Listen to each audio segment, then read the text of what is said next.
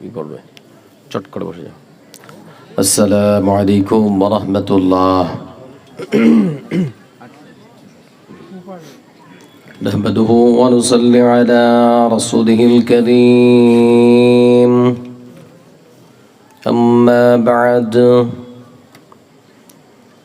فأعوذ بالله من الشيطان الرجيم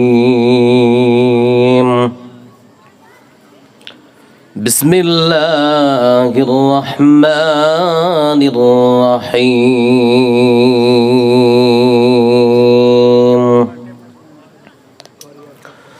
تنزيلا ممن خلق الأرض والسماوات العلى وقال الله تبارك وتعالى أعوذ بالله من الشيطان الرجيم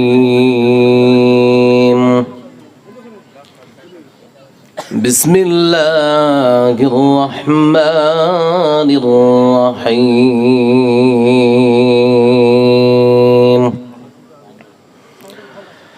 لا تبديل لكلمات الله ذلك هو الفوز العظيم আদরে আদরে প্রভু ডাকি গো তোমায় আমি শোনো আমার মোনাজাত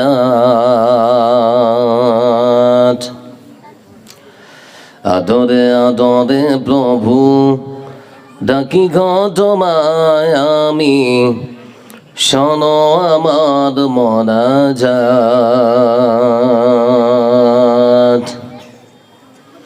কত যে করেছি ভুল আমি অজান্তে তুমি আছো যেন প্রভু পারিনি তোমায় কব মানতে কত যে করেছি ভুল আমি অজান্তে তুমি আছো যেন প্রভু পারিনি তোমায় কব মানতে দিন গেল মাস গেল বছর ফুরিয়ে গেল মেলে নিয়া সেই পথ আদরে আদরে প্রভু ডাকি গো তোমায় আমি শোনো আমার মোনাজাত।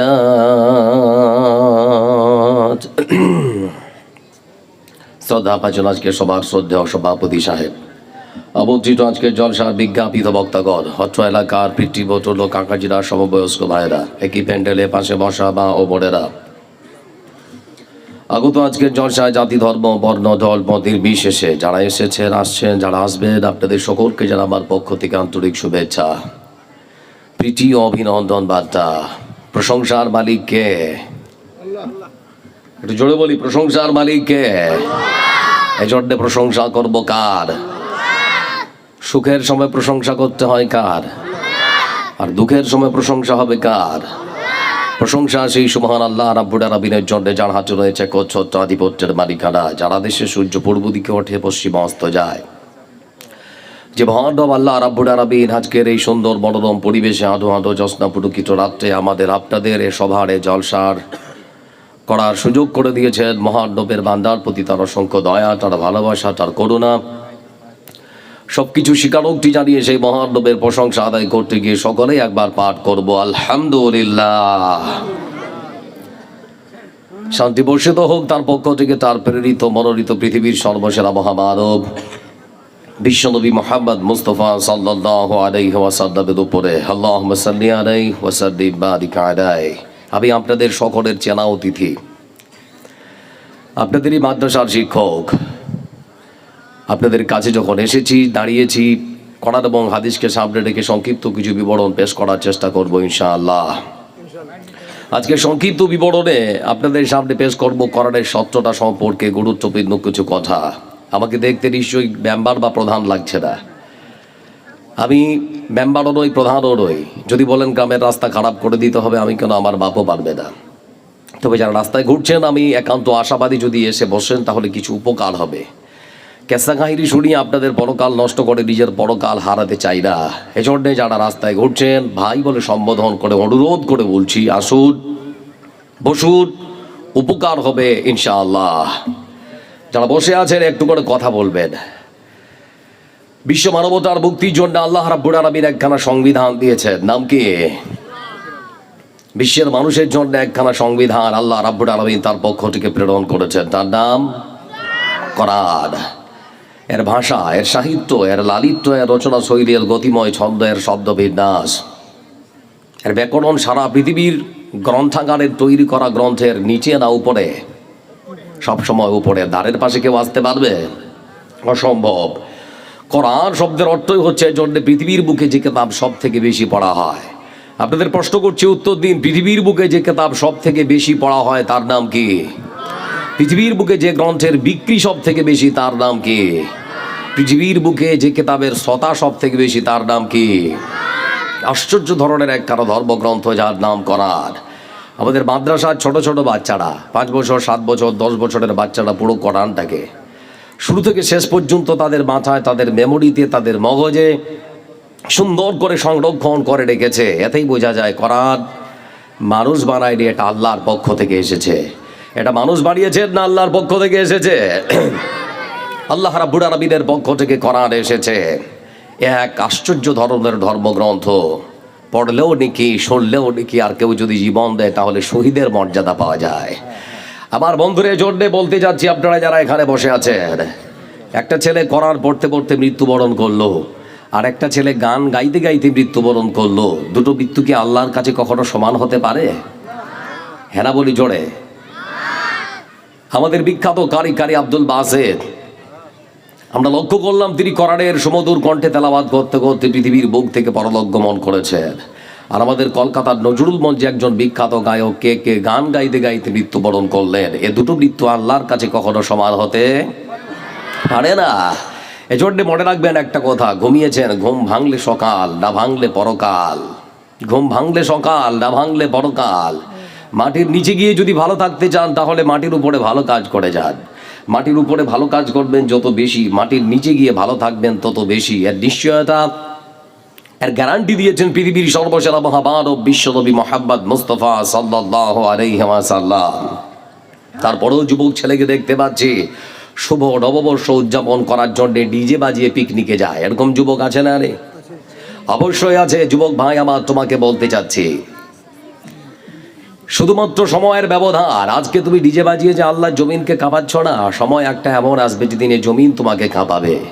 সেদিন তোমার আর কোনো সাহায্যকারী থাকবে না। ইয়াউমুন লা বাইউন ফীহি ওয়ালা খুল্লা ওয়ালা শাফাআত। তুমি যদি বিশ্বাস করো আল্লাহর সামনে দাঁড়িয়ে তোমাকে জবাব দিতে হবে, তাহলে তোমার মুখে দাড়ি নেই কেন? তুমি যদি বিশ্বাস করো আল্লাহর সামনে দাঁড়াতে হবে, তাহলে তোমার লুঙ্গি প্যান্ট পায়জামা টাকনুর নিচে ঝুলছে কেন? তুমি যদি বিশ্বাস করো আল্লাহর আদালতের সম্মুখীন আমাকে হতে হবে, তাহলে আজকে যে বাজার লেগেছে তোমার মনটা ওখানে ঘুরে কেন? এজন্যে যারা বসে আছেন, সব শিক্ষা মানুষের উপকারী হতে পারে না, বরং শিক্ষা মানুষের ক্ষতিও করে। এজন্য রাসূল সাল্লাল্লাহু আলাইহি ওয়াসাল্লাম তিনি বলতেন, আল্লাহুম্মা ইন্নী আউযু বিকা মিন ইলমিন লা ইয়ানফা। হে আল্লাহ, তুমি আমাকে সেই শিক্ষা দিও না যে শিক্ষা আমার ক্ষতি করে, উপকার করে না। তার মানে শিক্ষা মানুষের ক্ষতিও, কথা বলেন, ক্ষতিও করে। শিক্ষা মানুষের ক্ষতিও করে। আসল শিক্ষা যদি আপনারা নিতে চান তাহলে পরে বলতে চাচ্ছি আপনাদের মাদ্রাসা নাজবুল হুদা শিবুল তরা, এখানে আসুন। আপনার ছোট্ট বাচ্চাটাকে সুন্দর করে গড়ে তোলার দায়িত্ব আমাদের। আপনার বাচ্চাটাকে সুন্দর করে মানুষের মতো মানুষ করে তোলার দায়িত্ব আমাদের। এমন একটা সুন্দর পরিবেশে আমরা বড় করে তুলব যে সমাজের নিরীহ, নিপীড়িত, নির্যাতিত মানুষের কথা বলবে, যে পৃথিবীর বুকে সমাজের সেবামূলক কাজ করবে, যে পৃথিবীর বুকে ভালো একজন আলেম হয় সমাজের সেবা করবে। এজন্য আপনাদের সকলকে অনুরোধ করতে চাচ্ছি, আপনার ছেলের জন্যে ধন জমা করে যেতে হবে না, আপনার ছেলের জন্য সম্পদ রেখে যেতে হবে না, আপনার নিজের ছেলেটাকে সম্পদ বানিয়ে যান। আপনার ছেলের জন্য দুনিয়ার সম্পদ আপনার ছেলেকে বানাতে বলছি না, বরং পরকালের সম্পদ বানিয়ে যান। দুনিয়ার সম্পদ মানে মাস্টার ব্যারিস্টার প্রফেসর বানিয়েছেন, ভালো কথা, কিন্তু একটা সত্য আপনাকে স্বীকার করতেই হবে, যেটা হলো আপনি মৃত্যুবরণ করলে আপনার সে মাস্টার ব্যারিস্টার প্রফেসর ছেলে আপনার জানাজাটা পর্যন্ত পড়াতে পারবে না। তার জন্যও একজন আলেমের প্রয়োজন পড়ে।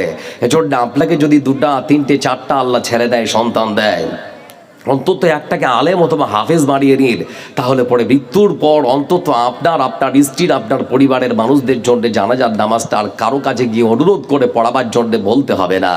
এজন্য বন্ধু আমার লক্ষ্য করে দেখুন, বিশ্ব মানবতার মুক্তির জন্য আল্লাহ রাব্বুল আলামিন একখানা সংবিধান দিয়েছেন, আশ্চর্য সংবিধান। যতই পড়ে ততই মজা আছে, আছে না রে? কথা বলেন, মজা আছে না রে?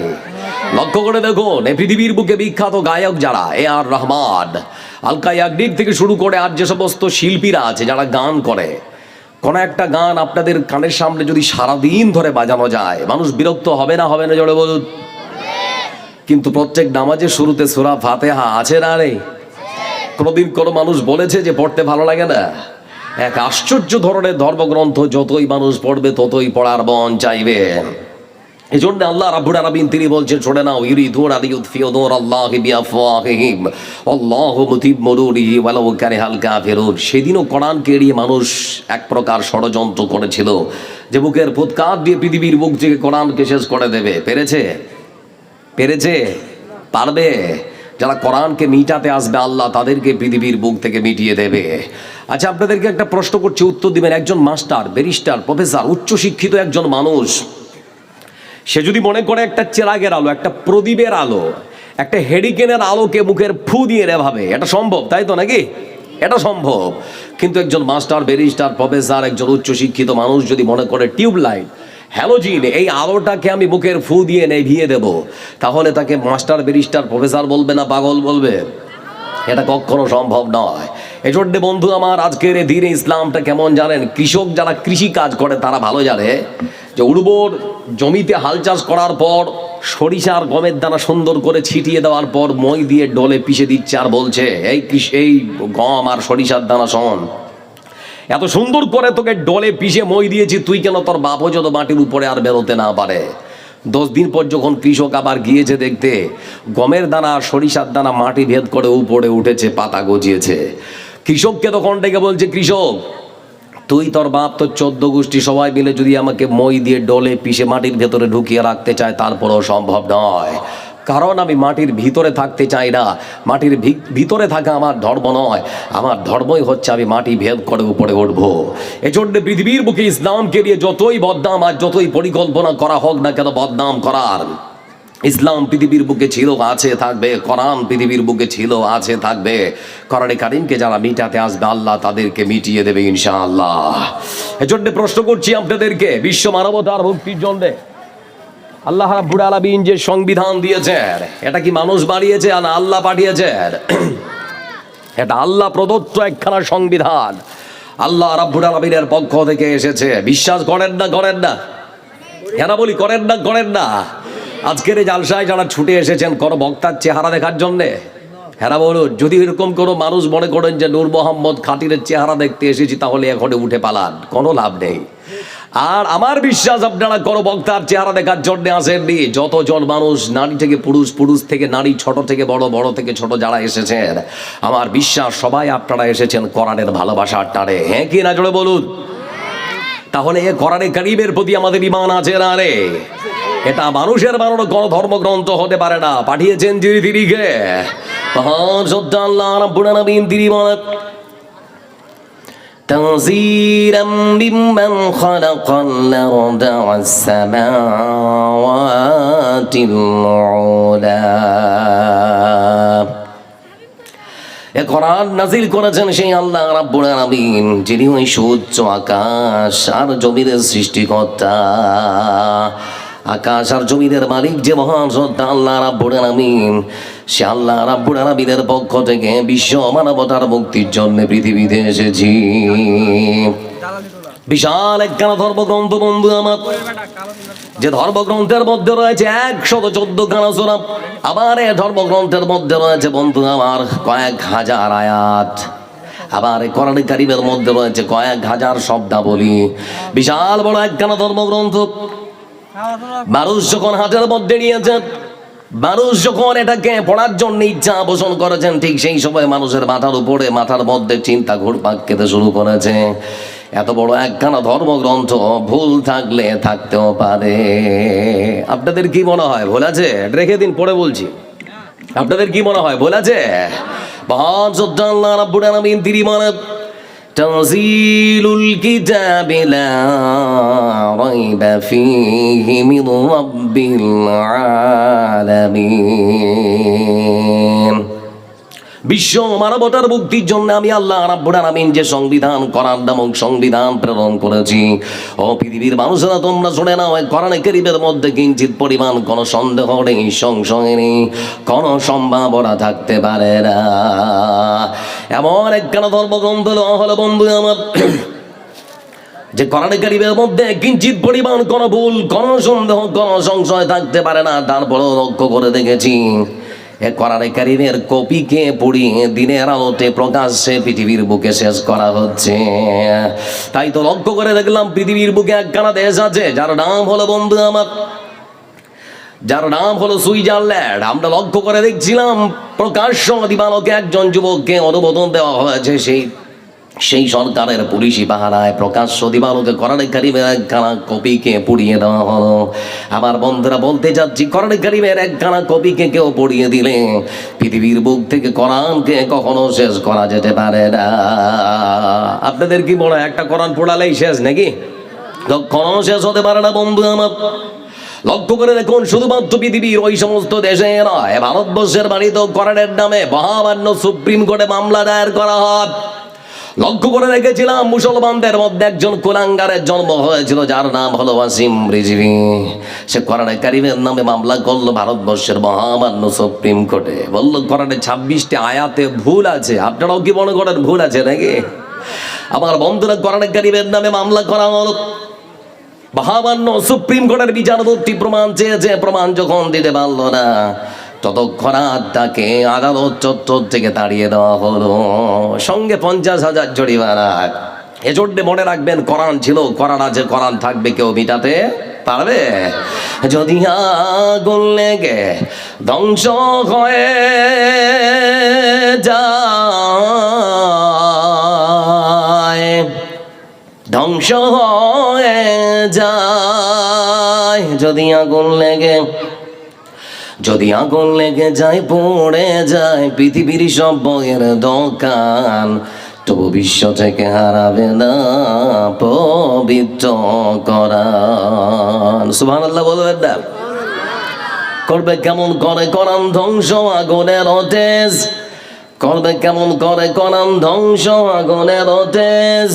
আজ বিশ্ব জুড়ে লক্ষ লক্ষ কোরআনের হাফিজ, তারা ছাপিয়ে আসমানি বাণী, ছাপিয়ে আসমানি বাণী, বাঁচাবে কোরআনের মান, তবু বিশ্ব থেকে হারাবে না পবিত্র কোরআন, তবু বিশ্ব থেকে হারাবে না পবিত্র কোরআন। লিল্লাহি তাকবীর।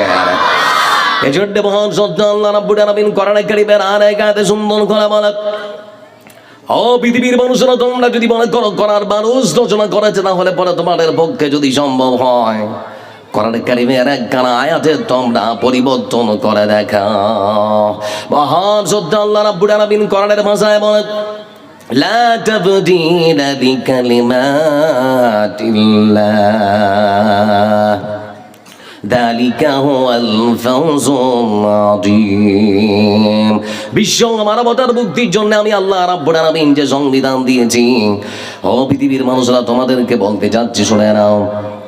তোমাদের পক্ষে যদি সম্ভব হয় তাহলে পরে কোরআনে কারীমের একখানা আয়াতে তোমরা রদবদল, পরিবর্তন, বিবর্তন করে দেখাও। পেরেছে পাল্টাতে? হ্যাঁ বলুন, পেরেছে? 1947 সালে আমাদের দেশ ভারতবর্ষ ইংরেজদের পরাশক্তির হাত থেকে আমরা স্বাধীন করলাম। এ ভারতবর্ষের সংবিধান রচনা করতে গিয়ে সময় নেওয়া হয়েছে 3 বছর 11 মাস 18 দিন। এ ভারতবর্ষের সংবিধান রচনা করতে সময় লেগে গেল বন্ধু আমার 3 বছর 11 মাস 18 দিন। তারপরও ভারতবর্ষের সংবিধানের মধ্যে আবার লেখা হলো কোনো পার্টির যদি 1/3 মেজরিটি পার্লামেন্টে থাকে তাহলে জরুরি প্রয়োজনে যে কোনো ধারা পরিবর্তন করা যেতে পারে। তাই তো লক্ষ্য করে দেখেছি ভারত স্বাধীনের পর থেকে আজ পর্যন্ত ভারতবর্ষের সংবিধানের আনুমানিক প্রায় 100বারেরও বেশি পরিবর্তন হয়েছে বিভিন্ন ধারা। কিন্তু কোরআনে কারীম মহান সংবিধান আল্লাহ রাব্বুল আলামিনের পক্ষ থেকে যে সংবিধান এসেছে বন্ধু আমার, সেই দিন থেকে আজ পর্যন্ত একখানা আয়াতের কোনো রকম পরিবর্তন বিবর্তন কেউ করতে পারেনি। পারবে? হ্যাঁ না বলে না পারবে? অসম্ভব সম্ভব কখনো হতে পারে না। আল্লাহ রাব্বুল আলামিন তিনি আবার কোরআনে কারীমের মধ্যে বলেন, ও পৃথিবীর নাস্তিকেরা তোমরা শুনে নাও, যদি আবার মনে করো কোরআন মুহাম্মদ নিজে বানিয়েছে তাহলে পরে তোমাদেরকে বলি শোনো, কোরআনে কারীমের মতো করে তোমরা একখানা ধর্মগ্রন্থ বানিয়ে দেখাও। তোমরা যদি তোমাদের কথার উপরে সত্যবাদী হও, আল্লাহ রাব্বুল আলামিন কোরআনের ভাষায় সুন্দর করে বলেন, قل لئن اجتمعت الإنس والجن على أن يأتوا بمثل هذا القرآن। ও পৃথিবীর নাস্তিকেরা তোমরা শুনে নাও, যদি মনে করো কোরআনে কারীম মুহাম্মদ নিজেই রচনা করেছেন তাহলে পরে তোমরা কোরআনে কারীমের মতো করে একখানা গ্রন্থ রচনা করে দেখাও, যার জন্য জিন তোমরা যদি না পারো মানুষের সাহায্য নাও, আর মানুষ তোমাদের পক্ষে যদি সম্ভব না হয় তাহলে তোমরা পরে জিনেদের সাহায্য নাও। তাম পৃথিবীর সমস্ত জিন আর মানুষ, মানুষ আর জিন সব একত্রিত হয়, তোমরা চেষ্টা চালাও, প্রচেষ্টা চালাও, কোরআনে কারীমের মতো করে কেমন করে একখানা ধর্মগ্রন্থ বানানো যায় কি না শুনে নাও। দিন চলে যাবে, মাস চলে যাবে, বছর চলে যাবে, কিয়ামত হয়ে যাবে, জীবন শেষ হয়ে যাবে, তারপরেও কোরআনে কারীমের মতো করে একখানা ধর্মগ্রন্থ কেউ বানাতে পারে না। পারবে? হ্যাঁ বলে না পারবে কেউ? অসম্ভব পারবে না বন্ধু আমার। আল্লাহ রাব্বুল আলামিন আবার সহজ করে দিচ্ছেন, শোন তোদেরকে একটা ধর্মগ্রন্থ বানাতে হবে না, কোরআনের ছোট্ট সূরার মতো করে একটা সূরা বানিয়ে দেখা। যদি তোমরা মনে করিস মুহাম্মদ নিজে বানিয়েছে তো তোরাও একটা বানিয়ে দেখা। আল্লাহ রাব্বুল আলামিন কোরআনের ভাষায় সুন্দর করে বলেন, قل إن كنتم في ريب مما نزلنا على عبدنا فأتوا بسورة من مثله। আল্লাহ রাব্বুল আলামিন তিনি বলেন, হে রাসূল আপনি বলেন, মক্কার মুশরিকরা যদি আপনাকে বলে মুহাম্মদ তুমি তো নিজেই কোরআন রচনা করেছো, তাহলে পরে আপনি তাদেরকে বলে দিন, শুনে নাও আমি যদি কোরআনে কারীমের মতো করে একখানা কোরআন রচনা করতে পারি, তোমাদেরকে কোরআনে কারীমের মতো করে একখানা কোরআন রচনা করতে হবে না। কোরআনে কারীমের ছোট্ট সূরার মতো করে তোমরা একখানা ছোট্ট সূরা তোমরা রচনা করে দেখাও। আল্লাহ রাব্বুল আলামিনের চ্যালেঞ্জকে গ্রহণ করার মতো সৎ সাহস কেউ পায়নি বন্ধু আমার। তার মানে বোঝা গেল কোরআন কোন মানুষ কখনো বানাতে পারে না। কোরআনে কারীম যিনি পাঠিয়েছেন তিনি আর কেউ নন, বরং আকাশ আর জমিনের স্রষ্টা মহান সত্তা আল্লাহ রাব্বুল আলামিন। কার পক্ষ থেকে এসেছে? জোরে বলি কার পক্ষ থেকে? এমন একখানা ধর্মগ্রন্থ দিয়েছেন বন্ধু আমার, কোন মানুষ যদি তার ব্যক্তি জীবনে, কোন মানুষ যদি তার পারিবারিক জীবনে, কোন মানুষ যদি তার পৃথিবীর বুকে সামাজিক জীবনে কোরআনে কারীমের আইনকে মেনে নেয়, তাহলে পরে তার সম্মান বাড়ে না কমে? কথা বলেন না গো, বাড়ে না কমে? আল্লাহ রাব্বুল আলামিন রাসূলটি সুন্দর করে বলেন, খায়রুকুম মান তাআল্লামাল কুরআন ওয়া আল্লামাহ। ও পৃথিবীর মানুষরা তোমরা শুনে নাও ভালো করে, কোরআনে কারীম ওই সমস্ত সংবিধান যারা পৃথিবীর বুকে নিজের তার শিক্ষা অর্জন করেছে, পৃথিবীর বুকে আল্লাহ রাব্বুল আলামিনের কাছে কিংবা তোমাদের মধ্য থেকে সর্বাধিক আল্লাহর কাছে প্রিয় কিংবা তোমাদের মধ্য থেকে সব থেকে পছন্দের বান্দা হলো তারা যারা কোরআনে কারীমের শিক্ষা অর্জন করেছে, নিজে শিক্ষা অর্জন করে বাড়িতে বসে থাকেনি, বরং অনেক ছাত্রকে কোরআনের শিক্ষা দিয়েছে। আমার বন্ধুরা, তার মানে কোরআনের শিক্ষা যদি অর্জন করা যায় সম্মান বাড়ে না কমে? কথা বলেন না গো, বাড়ে না কমে? আবার লক্ষ্য করে দেখুন আপনাদের যে মসজিদের ইমাম তার সম্মান কম না বেশি? বেতনটা কম না বেশি? খুবই কম। আমার ভাষায় বলি বেচারা, মানে তাকে ধমক দেওয়ার মানুষের অভাব নেই, গ্রামের সবাই এসে ধমকায়, মসজিদটা না ঝাড় দিলেও ধমকায়, এরকম মানুষ আছে না? নেই? আছে বন্ধু আমার। লক্ষ্য করে দেখুন বন্ধু আমার, কোন মেম্বার বা আপনাদের নির্বাচিত প্রধান নয়, খেয়াল করে কথা বলবেন, হঠাৎ আল্লাহর ঘরের ইমাম, আল্লাহর ঘরের ইমামের সঙ্গে কখনো বেয়াদবি করবেন না, পারলে ভালো কথা বলুন, না হলে চুপ থাকো। তাই তো লক্ষ্য করে দেখলাম মতওয়াল্লি সকাল সকাল চলে এসেছে মসজিদের মধ্যে। আসার পর ইমাম সাহেবকে ডেকে বলে, ইমাম সাহেব, আমার ছেলে আজকে ইন্টারভিউ হয়ে যাবে চাকরিতে, দয়া করে একটু দোয়া করে দিন যাতে করে চাকরিটা হয়ে যায়। ইমাম সাহেব আবার সুন্দর করে দোয়া করছে মতওয়াল্লির কথা শুনে। এরই ফাঁকে চট করে 10টা টাকা পকেটে ভরে দিয়েছে আর কি। আমার বন্ধুরা এমন সময় দোয়া করছে, রব্বুল আলামিন, দোয়া করছি অনেক আশা নিয়ে বাবা আমার কাছে ছুটে এসেছে, শুনলাম তার ছেলে আজকে পরীক্ষা দিতে যাবে। আমার আল্লাহ রাব্বুল আলামিন কেটে গেল, রাব্বুল আলামিন বাবার আশা যেন পূরণ হয়ে যায়, তার সন্তানের চাকরিটা যেন হয়ে যায়। চাকরি হোক ভালো কথা, কিন্তু তোমার কাছে একটাই অনুরোধ, বেতনটা যেন আমার সমান হয়। মাথা খারাপ নাকি এবার? মাথা খারাপ মতওয়াল্লি এবার কলার চেপে ধরে, ভাই বেটা তুমি পাও মাসে 5,000, আমার ছেলে 5,000 পেলে সংসার চলবে? তখন ইমাম সাহেব বলছে, চুরি করে ধরা পড়েনি, কলারটা ছেড়ে কথা বলুন। কলারটা ছেড়ে দিয়ে তখন বলছে, মতওয়াল্লি চাচা আপনার বাড়িতে কজন? বলে আমার বাড়িতে 7 জন। বলে খোঁজ নিয়ে দেখেছেন ইমামের বাড়িতে কজন? বলে কজন? 9 জন। বলে 5,000-এ যদি আমার বাড়িতে 9 জন চলতে পারে, তাহলে আপনার বাড়িতে 5,000-এ 5 জন বা 7 জন চলবে না কেন? মানে কানাকা হাইকোর্ট দেখাচ্ছে আমরা নাকি? মরে দেখুন কবরটাকে জিনিস, তারপরে না বোঝা যাবে ইমামের সঙ্গে যে কত জুলুম চলছে বন্ধু আমার। অথচ সবাই একটু একটু করে যদি দেন, তাহলে ইমামটা সচ্ছলতার সঙ্গে তার জীবন যাপন করতে পারে। বলছিলাম বন্ধু আমার, এমন একখানা সংবিধান আল্লাহ রাব্বুল আলামিন তিনি দিয়েছেন, পৃথিবীর বুকে মানুষ যদি তার শিক্ষা অর্জন করে, কোরআনে কারীমকে যদি তার অন্তরের সঙ্গে জুড়ে নেয়, তাহলে পরে তার সম্মান বাড়ে না কমে? কথা বলেন। আমি আব্দুল জব্বার বাড়ি গেলাম। বাড়িতে যাওয়ার পর আমি আমার কাপড় চোপড়গুলো সুন্দর করে খুলে রাখছি, জুব্বাটা খুললাম, এমনকি আমার পরনের যে এই কটটা রয়েছে, কটটা খুললাম। খোলার পরে লক্ষ্য করলাম নোংরা হয়ে গেছে, ময়লা হয়েছে। আমি তখন খোলার পর মাকে ডেকে বললাম, মা কটটা নোংরা হয়েছে। মা বললো খুলে দে। তারপরে দেখছি জুব্বাটাও নোংরা হয়েছে। মাকে বললাম, মা জুব্বাটাও নোংরা হয়েছে। মা বললো খুলে দে। খুলে দিলাম। এবার কোরআনটা রাখা ছিল, কোরআনটা হাতের মধ্যে নিলাম। নেওয়ার পরে লক্ষ্য করে দেখছি কোরআনটার যে কাপড়টা, গিলাফটা, কভারটা, সেটাও নোংরা হয়েছে। মাকে তখন ডেকে বললাম, মা। বলে কি রে? বলে কোরআনের কভারটাও নোংরা হয়েছে, কোরআনের যে কাপড়টা সেটাও নোংরা হয়েছে। মাকে ডেকে বললাম, মা এটাও পরিষ্কার করতে হবে। মা বললো রেখে দে, পরিষ্কার করে দেবো। 3টা কাপড় এক জায়গায় সুন্দর করে জমা করে রেখে দিয়েছি। মা নিতে এসেছে। নিতে আসার পর বন্ধু আমার দামি কট্টার সঙ্গে যদি মায়ের পায়ে লাথি লেগে যায়, মনে কষ্ট হবে না? আমার এই দামি কট্টার সঙ্গে যদি মায়ের পায়ে লাথি লেগে যায়, মনে কষ্ট হবে না? কিন্তু মুসলমান যারা এখানে বসে আছেন, প্রশ্ন করুন, ইমানি প্রশ্ন আপনাদেরকে করছে, উত্তর দেবেন। কোরআনের যে কাপড়টা বন্ধু আমার, সেই গিলাফটা, কাপড়টা, কভারটার সঙ্গে অজান্তে যদি মায়ের পায়ে লাথি লেগে যায়, মনে একটু হলেও কষ্ট হবে না? হবে না? হবে না? আমার বন্ধুরা, একটু হলেও মনের মধ্যে কষ্ট হবে।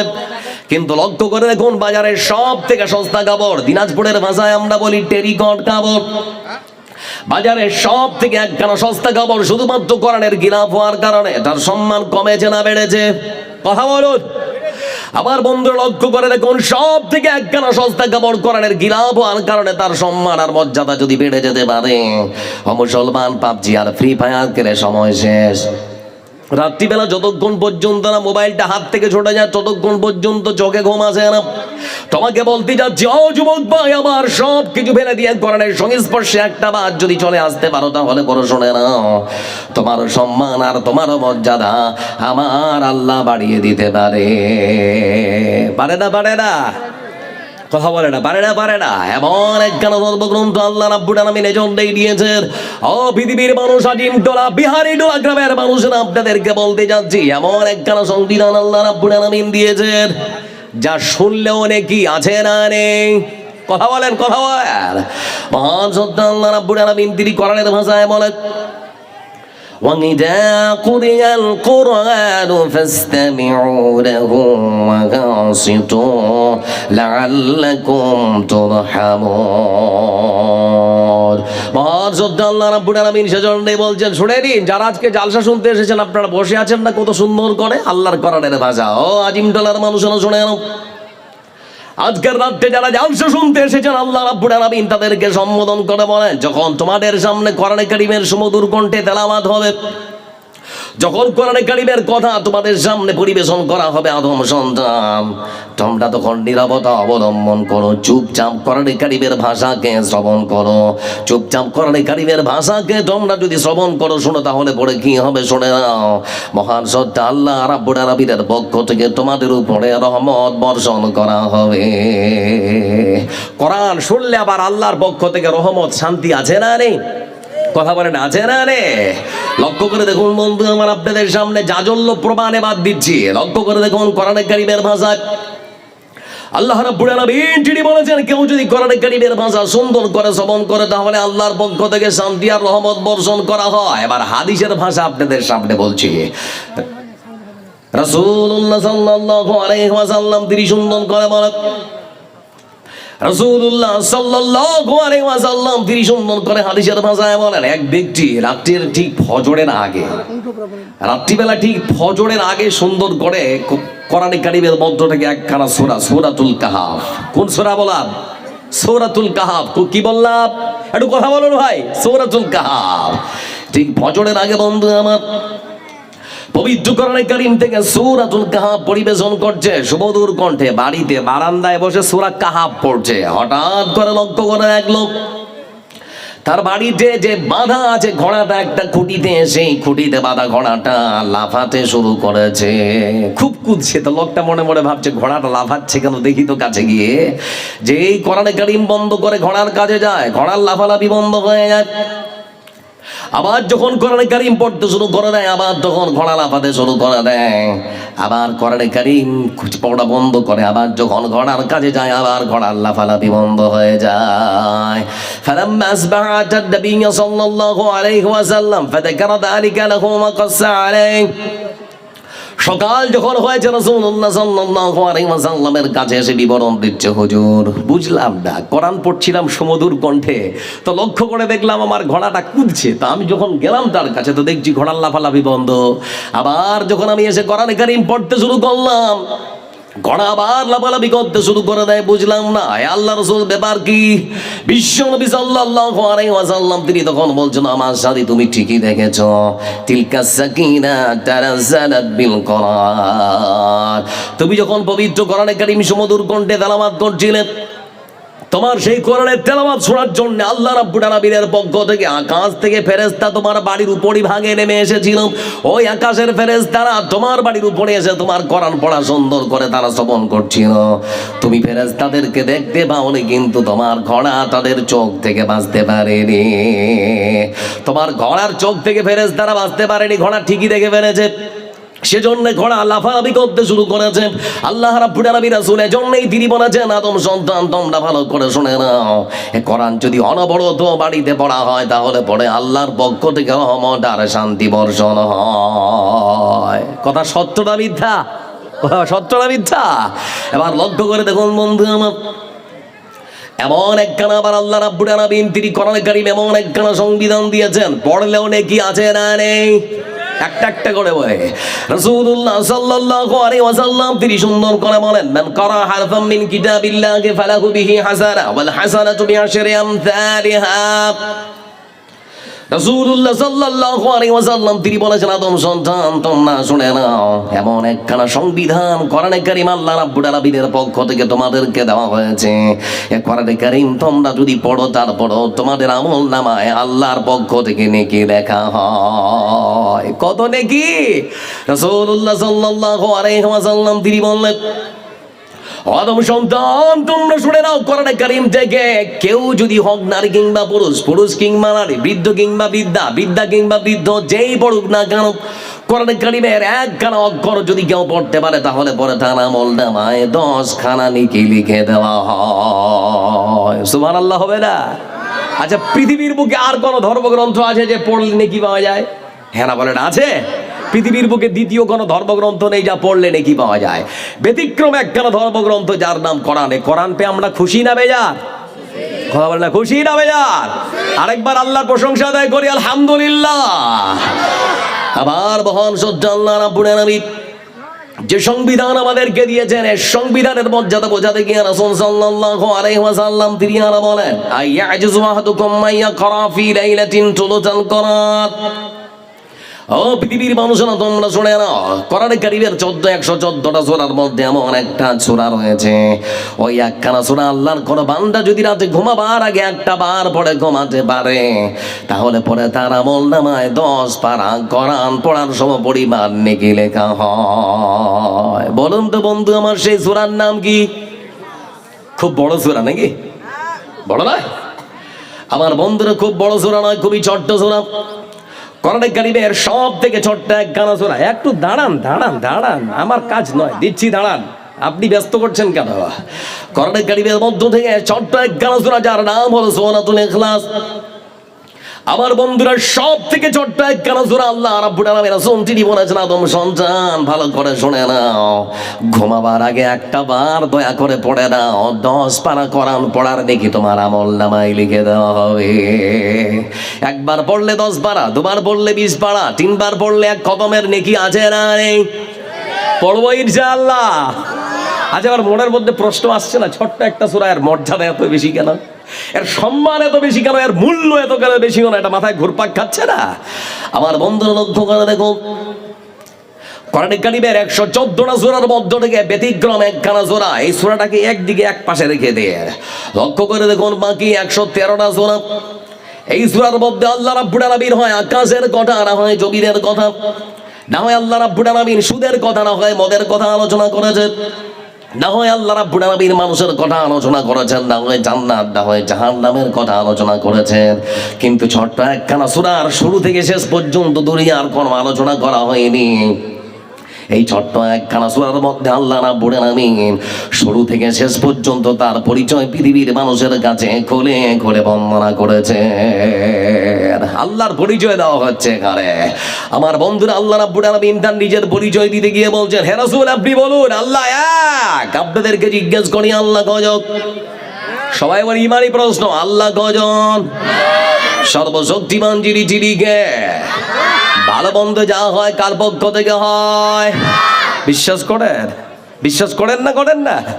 লক্ষ্য করে দেখুন বন্ধু আমার, আমরা সেই মুসলমান যাদের ইমানে আজকে পোকা লেগেছে। কোরআন বাড়িতে রাখা আছে টাকের মধ্যে, গিয়ে দেখবেন মাকড়সায় জাল বেঁধেছে, পড়ার আর সময় কারো হয় না। বন্ধু আমার, এমন একটা সময় ছিল যখন আমাদের সমাজের নারীরা, দাদিরা, আমাদের চাচিরা সুমধুর কণ্ঠে ফজরের নামাজ পড়ার জন্য যখন মসজিদের দিকে রওনা হতাম, তখন শুনতে পেতাম কোরআন গুনগুন গুনগুন করে তারা পাঠ করছে।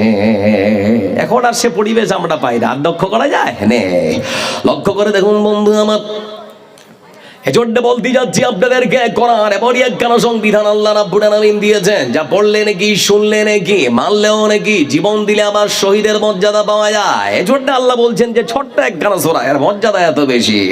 মানে আল্লাহ কোরআনে কারীমটাকে 3 ভাগে ভাগ করেছেন। একটা হচ্ছে তার মধ্যে তাওহীদ, এক ভাগ হচ্ছে আল্লাহর তাওহীদ, আর ছোট্ট সূরার মধ্যে পুরো তাওহীদে পরিপূর্ণ। এজন্য একবার পড়লেই 10 পারা কোরআন সমপরিমাণ পড়ার নেকি হয়। এবার আমার দিকে তাকান আমার বন্ধুরা, আমার বিশ্বাস যারা এখানে বসে আছেন, যারা এখানে বসে আছেন কোন বক্তার মুখ দেখার জন্য আপনারা এখানে ছুটে আসেননি, কোরআনের ভালোবাসার টানে আপনারা এসেছেন, ঠিক না বল? কথা বলেন ভাই। আবার বন্ধুরা, জন্য লক্ষ্য করে দেখবেন আজকের সমাজে মাদ্রাসা নাজমুল হোনা শিমুল তোলা 8টা বছর দেখতে দেখতে কেমন যে কোন দিক থেকে কেটে গেল বুঝতে পারলাম না। লক্ষ্য করে দেখুন, আপনাদের গঙ্গার তীরবর্তী স্থানে অবস্থিত এই বিশাল বড় মাদ্রাসা, বড় বড় তো যে মাদ্রাসায় কোরআন আর হাদিসের শিক্ষা দেওয়া হয় বাচ্চাদের, এই মাদ্রাসায় এমনি চলে না। আপনাদের মতো মানুষ যারা কোরআনকে ভালোবাসে, যারা আল্লাহর দ্বীনকে ভালোবাসে, যারা মাদ্রাসাকে ভালোবাসে, যারা মাদ্রাসার নিরীহ সেই সমস্ত খেটে খাওয়া দিনমজুরের বাচ্চাদেরকে ভালোবাসে, তারা তাদের অর্থ সম্পদ থেকে আল্লাহর রাস্তায় খরচ করে না, করে না। আমার বন্ধুরা, আমার বিশ্বাস আপনাদের মতো এই সমস্ত মানুষেরা যারা ওই সমস্ত মাদ্রাসায় দান করে, সাদকা করে, যারা তাদের অর্থ সম্পদ থেকে খরচ করে, আল্লাহ তাদের আবার পছন্দ করেন না, করেন না। এরকম অনেক মানুষ আমাদের সমাজে আছে না নেই, যারা কোরআনকে ভালোবাসে? আছে না নেই? হেরা বলুন না, আছে। একটা খালি আমি আপনাদের দেখাই, সময় অতীব কম, কালে চটচট করে ঘড়ির কাঁটাটা ঘুরে চলে যাচ্ছে। আমরা বাস করি ভারতবর্ষের মাটিতে, আবার বাংলা, যে দেশের নাম হলো বাংলাদেশ। বাংলাদেশের রাজধানীর নাম কি? ঢাকা। ঢাকার সদরে একখানা বিশাল বড় হাসপাতাল রয়েছে বন্ধু আমার, কাকরাইল জেলা হাসপাতাল নাম দেওয়া হয়েছে।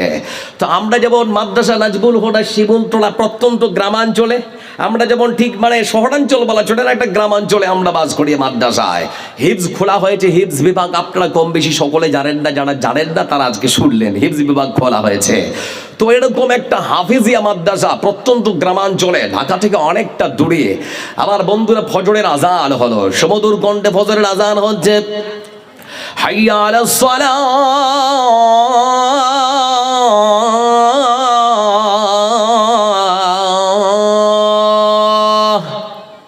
মাদ্রাসার প্রধান শিক্ষক নাম হলো আহমদুল্লাহ। তিনি এবারে ওই ছোট্ট ছোট্ট কোরআনের পাখিদের ঘুম ভাঙার জন্য সুন্দর করে সুমধুর কণ্ঠে ডাক দিচ্ছে, বাবা উঠে যাও, ফজরের নামাজ পড়তে হবে। ছোট্ট ছোট্ট বাচ্চারা বন্ধু আমার, কনকনে ঠান্ডার রাত্রে বিছানা ছাড়তে মন যায় না, তারপরও থাকার কোনো সুযোগ নেই। ছোট্ট ছোট্ট বাচ্চারা বিছানা থেকে উঠে ঠান্ডা পানিতে উজু করে মসজিদের মধ্যে রওনা দিয়েছে। এবার তারা সুন্দর করে বসে পড়ল। নামাজ শুরু হয়ে গেল, নামাজ শুরু হয়ে গিয়েছে, সালাম ফেরা হলো। এমনি সময় হঠাৎ করে একজন বাচ্চা, যার নাম হলো ওবাইদুল্লাহ, বয়স 8 বছর, বয়স 8 বছর, 8 বছরের বাচ্চা ওবাইদুল্লাহ। কি হলো? 8 বছরের বাচ্চা ওবাইদুল্লাহ সেই কোরআনের পাখি নামাজের কাতারেই বসেছিল। হঠাৎ করে কেমন যেন পেছনে উল্টে পড়ে গেল, ধর ধর ধর ধর, মাথায় পানি ঢেলে তাকে সুস্থ করা হলো। যেই জ্ঞান ফিরে এসেছে ছোট্ট বাচ্চা কোরআনের পাখিটা, তখন কাঁদতে শুরু করেছে আর বলছে, হুজুর মাথার পেছন দিকে এত তীব্র যন্ত্রণা মনে হচ্ছে, আর সহ্য করতে পারি না। সকাল সকাল নিয়ে যাওয়া হলো তাকে একটা ক্লিনিকে। সেখানে নিয়ে যাওয়ার পরে তার মাথা সিটি স্ক্যান করা হলো। সিটি স্ক্যান করার পর ডাক্তার রিপোর্ট দেখার পরে তখন মাদ্রাসার প্রধান শিক্ষককে ডেকে বলে, হুজুর আপনার মাদ্রাসার ছোট্ট বাচ্চার মাথায় ব্রেন টিউমার ধরা পড়েছে, জরুরি অপারেশন না করলে বাচ্চাটা যে কোনো সময় মারা যেতে পারে। মাদ্রাসায় ফিরে আসার পর তার বাবাকে তখন ফোন দেওয়া হলো, মাদ্রাসায় আসতে হবে। বাবা এসেছে, রিক্সা চালায়। আবার বন্ধুরা বাবা যখন আসলো, আসার পরে তখন বলা হচ্ছে, ভাইজান একটা কথা বলবো, মনটা শক্ত করতে হবে। বলে বলুন। তখন বলা হচ্ছে, আপনার বাচ্চার মাথায় ব্রেন টিউমার ধরা পড়েছে, তাড়াতাড়ি অপারেশন না করলে আপনার বাচ্চা মারা যেতে পারে। বলে হুজুর এই অবস্থা, কত টাকা লাগবে? বলে ডাক্তারের সঙ্গে পরামর্শ করছি, আনুমানিক 1 লক্ষ টাকা লাগতে পারে। বাড়ি গিয়েছেন, বাড়ি যাওয়ার পরে টাকা পয়সা কিছুটা জোগাড় করা হলো। তার রেজিস্ট্রির গলার চেন হাতের বাড়া বিক্রি করে আনুমানিক প্রায় 50,000 টাকা নিয়ে আসা হলো। মাদ্রাসার প্রধান শিক্ষকের হাতে তুলে দেওয়া হলো, যার নাম হলো আহমদুল্লাহ। বলে হুজুর এইটুকুনি টাকা আর তো নেই। ঠিক সেই সময় আহমদুল্লাহ তার মানে শিক্ষকগণেরা সবাই মিলে আর 10,000 টাকা, টোটাল 60,000 টাকা দিয়ে তারা ঢাকার উদ্দেশ্যে রওনা দিয়েছে। ঢাকার বাড়িতে যখন তারা আসলো, ঠিক সেই সময় কাকরাইল জেলা হাসপাতালের যিনি প্রধান সার্জন, যার নাম হলো বন্ধু আমার ডাক্তার মাহফুজুর রহমান, তার চেম্বারে ঢোকা হলো। বলে স্যার প্রত্যন্ত গ্রামাঞ্চল থেকে এসেছি, আমরা জানি আপনি একজন ভালো ডাক্তার, আমাদের বাচ্চার মাথায় নাকি ব্রেন টিউমার ধরা পড়েছে। সেখানকার ডাক্তাররা বললো অপারেশন না করলে নাকি বাঁচানো যাবে না। সেজন্য ছুটে আসলাম, যেটা করলে ভালো হয় সেটা করুন। ডাক্তার রিপোর্ট দেখার পরে বললো, অরে সর্বনাশ, মারাত্মক, যে কোনো সময় মারা যেতে পারে। কোরআনের পাখি বন্ধু আমার, এই সেই ছোট্ট বাচ্চা কোরআনের পাখি, কোরআনের পাখিটাকে নিয়ে যাওয়া হলো। ঠিক সেই সময় রিপোর্ট দেখার পরে যখন অপারেশনের সিদ্ধান্ত নেওয়া হয়েছে, ঠিক সেই সময় সিদ্ধান্ত নেওয়া হলো বাচ্চার অপারেশন করা হবে। রাত তখন 11:30 ডিসেম্বরের শেষ দিন, শেষ রাত। কিছুক্ষণ পরেই সারা বিশ্ব মাতোয়ারা হয়ে যাবে। কেউ নাচবে, কেউ গাইবে, কেউ মদ্যপান করবে, কেউ আবার নানান খারাপ কাজে লিপ্ত হবে। ঠিক সেই সময় কোরআনের পাখি ছোট্ট বাচ্চাটাকে অপারেশন করার জন্য অপারেশন থিয়েটারে ঢোকানো হচ্ছে। ছোট্ট বাচ্চা, মাত্র বয়স 8 বছর। আমার বন্ধুরা দীর্ঘ 45 মিনিট ধরে ছোট্ট বাচ্চার মাথাটাকে কেটে চিরে ফেড়ে তার ব্রেন টিউমারের অপারেশন সম্পন্ন করা হলো। বাইরে বেরিয়ে এসেছেন ডাক্তার মাহফুজুর রহমান। আসার পরে তখন মাদ্রাসার প্রধান শিক্ষককে ডেকে বলে, হুজুর চিন্তা করতে হবে না, আপনাদের বাচ্চার অপারেশন সাকসেস হয়েছে, চিন্তা করতে হবে না। তো আপনারা 50,000 জমা করেছিলেন, বাকি 50,000 টাকা তাড়াতাড়ি জমা করুন। দূরে দাঁড়িয়ে আছে তার মা, ডুকরে কেঁদে উঠল। এদিক থেকে ডাক্তার তখন ডেকে বলে, কি ব্যাপার, কাঁদছেন কেন? মাদ্রাসার প্রধান শিক্ষক তখন ডেকে বলে, স্যার প্রত্যন্ত গ্রামাঞ্চল থেকে এসেছি, আমরা গরিব মানুষ, এই বাচ্চাটার অপারেশনের বিলটা আর কি একটু কমানো যায় না? বলে আচ্ছা যাক, 10,000 টাকা কমা হলো, 40,000 30,000 টাকা জমা করুক। বলে স্যার তাও সম্ভব না, আর কি কিছু কমানো যায় না? ঠিক সেই সময় ডাক্তার মাহফুজুর রহমান তিনি বলছেন, আর তো কমাতে পারবো না, সম্ভব হচ্ছে না। মাদ্রাসার প্রধান শিক্ষক তখন আহমদুল্লাহ বলতে শুরু করেছেন, স্যার এতদিন ধরে যত মানুষের অপারেশন করেছেন আপনি, তারা হলো সাধারণ মানুষ, কিন্তু আজকে যে বাচ্চাটার অপারেশন আপনি করেছেন রাতের অন্ধকারে, সেই বাচ্চাটা সাধারণ কোনো বাচ্চা নয়, বরং আশ্চর্য ধরনের বাচ্চা। বলে বাচ্চা তো বাচ্চা, আশ্চর্য বাচ্চা আবার কেমন করে? ঠিক সেই সময় মাদ্রাসার প্রধান শিক্ষক আহমদুল্লাহ তিনি তখন বলছেন, স্যার আজকের রাতে আপনি যে বাচ্চাটা অপারেশন করেছেন, এটা আশ্চর্য বাচ্চা এজন্যে, এই বাচ্চাটা কোরআনের হাফিজ, মাত্র বয়স হলো 8 বছর, ছোট্ট বাচ্চা, মাত্র 6 মাসে পুরো কোরআনকে তার মেমোরিতে, তার ব্রেনে, তার মেমোরিতে সুন্দর করে সংরক্ষণ করে রেখেছে। পুরো কোরআনটা হিফজ করতে সময় লেগেছে মাত্র 6 মাস। না সেলিম ভাই, আপনি তো অনেক কিছু দান করেন, মাদ্রাসা আলমারিও দিয়েছেন নাকি? আচ্ছা যাক হলো, বাবা ছেলে, ছেলে আর বাবা, তো 30,000 বেশি হবে না? শোনো সেলিম ভাই, 50,000 করতে হবে। শোনা মাদ্রাসার এবার হস্টেল খুলে কি যে খরচ, কিছু করো সেলিম ভাই, একটু আবদার করলাম, জোর জুলুম নয়। সিরাজুল হক আর আমার সেলিম ভাই 5,000। আচ্ছা এটা শফিকুল ইসলাম বিহারি টলা 30,000 নাকি? আল্লাহুস সামাদ, আপনার বাবা তা কিছু হবে না? 5,000 টাকা আলহামদুলিল্লাহ, এতগুলো মানুষ আজকে আছে এখানে বসে, আলহামদুলিল্লাহ। পড়ো ভাই, আলহামদুলিল্লাহ, নারায়ে তাকবীর, লিল্লাহি তাকবীর। আমার ভাই উড়ে দিয়েছেন 5,000 আর ওনার বাবা দিয়েছেন 30,000, মোট 35,000 টাকা। আল্লাহ তুমি কবুল করো, আল্লাহুম্মা সাল্লি আলা আল্লাহু বারিক আলাই। জানা দেয় তালাই দেয়, জানি ওনার বাবা অনেক কিছু দিয়েছেন মাদ্রাসা, আমি জানি। তো বলছিলাম আপনাদেরকে, এই ছোট্ট বাচ্চা, ছোট্ট কোরআনের পাখি, ঠিক সেই সময় বলা হচ্ছে ডাক্তারকে, যে ডাক্তার সাহেব এতদিন ধরে যত অপারেশন করেছেন, যত রোগী, তারা হলো সাধারণ, কিন্তু আজকের বাচ্চাটা ছিল আশ্চর্য ধরনের বাচ্চা। বলে আশ্চর্য বাচ্চা মানে? বলে আশ্চর্য বাচ্চা এজন্যই, এটা আমার মাদ্রাসার ছাত্র, বয়স মাত্র হলো 4 বছর। 8 বছর বয়সে এই ছোট্ট ছেলেটা, ছোট্ট কোরআনের পাখিটা পুরো কোরআনটাকে মাত্র 6 মাসে হিফজ করেছে। কয় মাস? কোরআন হিফজ করতে সময় দিয়েছে মাত্র 6 মাস। এজন্য বলতে যাচ্ছি স্যার, আপনাকে এই কোরআনের পাখিটার জন্য আর কি একটুখানি কমানো যায় না? তখন ডাক্তার মাহফুজুর রহমান ডেকে বলতে শুরু করেছেন, সত্যি 6 মাসে কোরআন হিফজ করেছে, এটা হয় কি করে? বলে স্যার বিশ্বাস হচ্ছে না? বলে না। বলে ঠিক আছে, তাহলে আমি কালকে প্রমাণ নেব। সকাল হলো, সকালবেলা ছোট্ট বাচ্চাকে যখন বেডে দেওয়া হয়েছে, জ্ঞান যখন ফিরেছে, ঠিক সেই সময় বাচ্চার কাছে গিয়ে তখন ডাক্তার ডেকে বলে, বেটা তোমার নাম? বলে আমার নাম ওবায়দুল্লাহ। বলে তোমার বয়স? বলে 8 বছর। তুমি কি কোরআন হিফজ করেছো? বলে হ্যাঁ। কত বছরে? বলে বছর নয়, 6 মাসে। বলে তাই নাকি? বলে হ্যাঁ। বলে মাত্র 6 মাসে আমি কোরআন কারীমকে হিফজ করেছি। ঠিক সেই সময় ডাক্তার ছোট্ট বাচ্চার দিকে তাকিয়ে হতবাক। ডাক্তার তখন ডেকে বলে, বেটা তোমার কাছে কোরআনে কারীম থেকে ছোট্ট একখানা সূরা শোনার খুব মন চাইছে, শোনাবে? ছোট্ট কোরআনের পাখি তখন কোরআনে কারীম থেকে সূরাতুল জিলজাল পাঠ করতে শুরু করেছে। কোরআনে কারীমের সুমধুর কণ্ঠে কোরআনের তেলাওয়াত শুনতে শুনতে ডাক্তারের চোখের কোণ থেকে অজান্তে কখন যে জল গড়াতে শুরু করেছে নিজেও বুঝতে পারলো না। কোরআনের তেলাওয়াত যখন শেষ হয়ে গেল, ছোট্ট বাচ্চা তখন ডাক্তারের দিকে তাকায়, ডাক্তারের চোখে জল। ডাক্তারকে দেখুন ডেকে বলে, ডাক্তার কি ব্যাপার? ডাক্তার বাবু শুনতে চাইলেন, কোরআন শোনালাম কিন্তু কান্না করছেন কেন, ব্যাপারটা কি? ঠিক সেই সময় বলা হচ্ছে, ও বেটা তুমি ছোট্ট একজন বাচ্চা, তোমাকে বলতে যাচ্ছি, তুমি 6 মাসে পুরো কোরআনটাকে সুন্দর করে হিফজ করেছো, তোমার মেমোরিতে সংরক্ষণ করে রেখেছো, কিন্তু আমার বয়সটা তো কম হলো না, 40-42 বছরে পা দিয়ে দিয়েছি। পুরো কোরআনটা হিফজ করা তো দূরের কথা, এখনো পর্যন্ত কোরআনটা শুদ্ধ করে পড়ার আমার সময় হলো না। সারা জীবন ধরে শুধুমাত্র টাকার টাকা, টাকার টাকার পেছনে ঘুর ঘুর ঘুর ঘুর করে সময়টা নষ্ট করে দিলাম। ও বেটা আমি নাকি শুনেছি যারা কোরআনের হাফিজ হয়, সেই সমস্ত কোরআনের হাফিজদেরকে হাসরের ময়দানে সম্মানিত করা হবে। আল্লাহ রাব্বুল আলামিন আলামিনের পক্ষ থেকে তাদেরকে নাকি বিশেষ কিছু সুযোগ সুবিধা দেওয়া হবে। সেই দিনে মহান স্রষ্টা আল্লাহ রাব্বুল আলামিনের পক্ষ থেকে তোমাকে যদি বিশেষ কোনো সুবিধা দেওয়া হয়, সেদিন এই ডাক্তারের কথাটা একটু আল্লাহর কাছে কি তুমি তুলে ধরবে।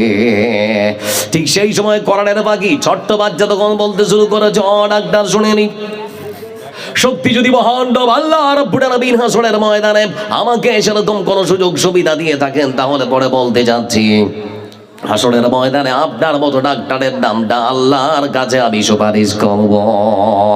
একথা যখনই বললাম, ডাক্তার ততক্ষণাৎ ঘর থেকে বেরিয়ে এসে তার বাবার হাতটা ধরে বলে ভাই আমার আজকে আমার জীবনটা ধন্য হয়ে গিয়েছে। বাকি ছিল কত টাকা? বলে 30,000। বলে 30,000 দিতে হবে না, 30 টাকাও দিতে হবে না।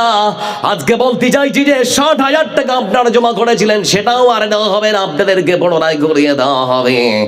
গত রাত্রের অপারেশন করার বিনিময়ে বিনা পয়সায় করে দেওয়া হলো। সুবহানাল্লাহ বলবেন না? আজকে এরকম মানুষ আমাদের সমাজে আছে না নেই? যারা কোরআনকে ভালোবাসে, যারা যারা রাসূলকে ভালোবাসে, আল্লাহকে ভালোবাসে, এই দ্বীনি প্রতিষ্ঠানগুলোকে ভালোবাসে, এরকম মানুষ আছে না রে?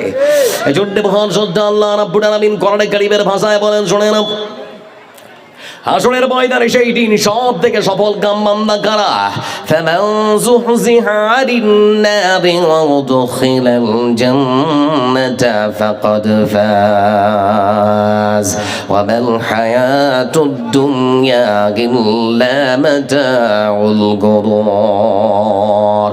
আল্লাহ রাব্বুল আলামিন তিনি ডাক দিয়ে বলেন, হে পৃথিবীর মানুষেরা তোমরা শোনো, হাসরের ময়দানে সেই দিন সব থেকে সৌভাগ্যবান আর সব থেকে লাভবান বান্দা হলো তারা বিচার প্রক্রিয়া শেষ হওয়ার পর আল্লাহ রাব্বুল আলামিন যাদের জন্য জাহান্নামে যাওয়া হারাম করে দিয়েছেন আর যাদেরকে জান্নাতে যাওয়ার সুব্যবস্থা করে দিয়েছেন, তারাই হলো সেই দিন সব থেকে বড় লাভবান।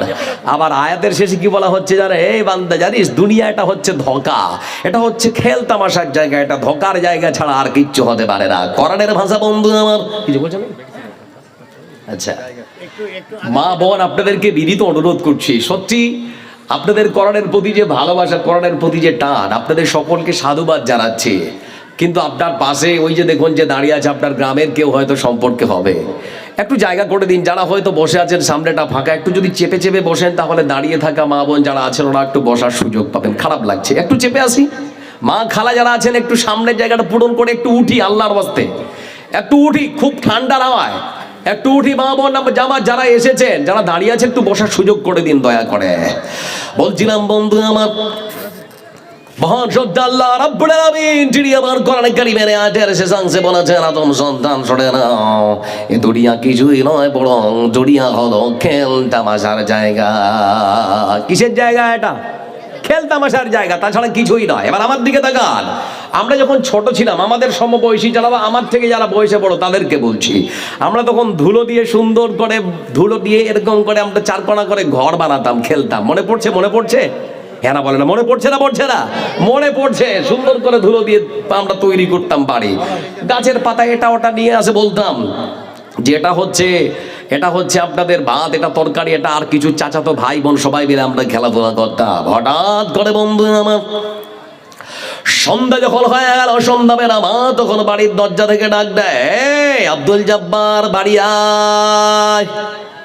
আমি তখন আমার মাকে ডেকে বললাম, মা এত সুন্দর করে ঘরটা বানালাম ধুলো দিয়ে, এ বাড়ির মধ্যে প্রেম প্রীতি ভালোবাসা জন্মে গেছে, আর একটু সময় ধরে খেলবো, এখনই বাড়ি যাব না, আরেকটু। মা তখন ডেকে বলবে, এই পাগল কথাকার, ধুলো দিয়ে তৈরি করা বাড়ি কখনো আপন বাড়ি হয় না কি রে? আয় বাড়ি আয়।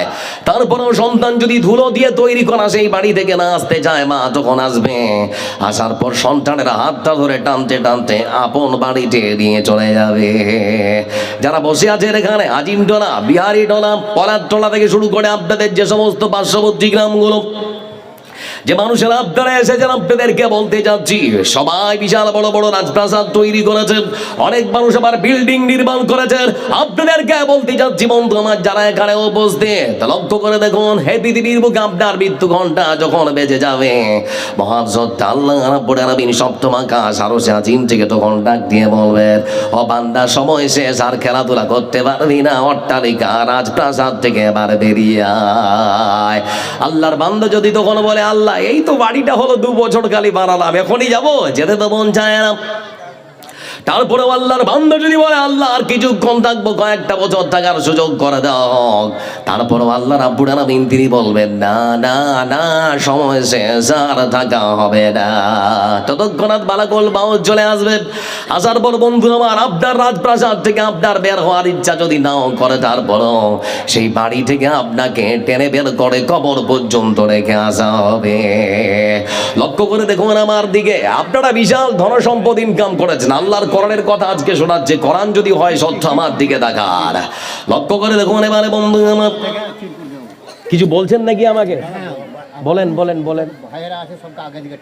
আমি কতবার ডিস্টার্ব এরকম করেন বলেন? ভাই আমার, মা বোন খালা যারা আছেন, বারবার ডিস্টার্ব করলে তো বক্তব্যের 12টা বেজে যায়। এজন্য ফাঁকা যদি জায়গা থাকে সামনে একটু চলে আসুন। আপনাদের কোরআনের প্রতি ভালোবাসা এত বেশি, সত্যি আমি মুগ্ধ।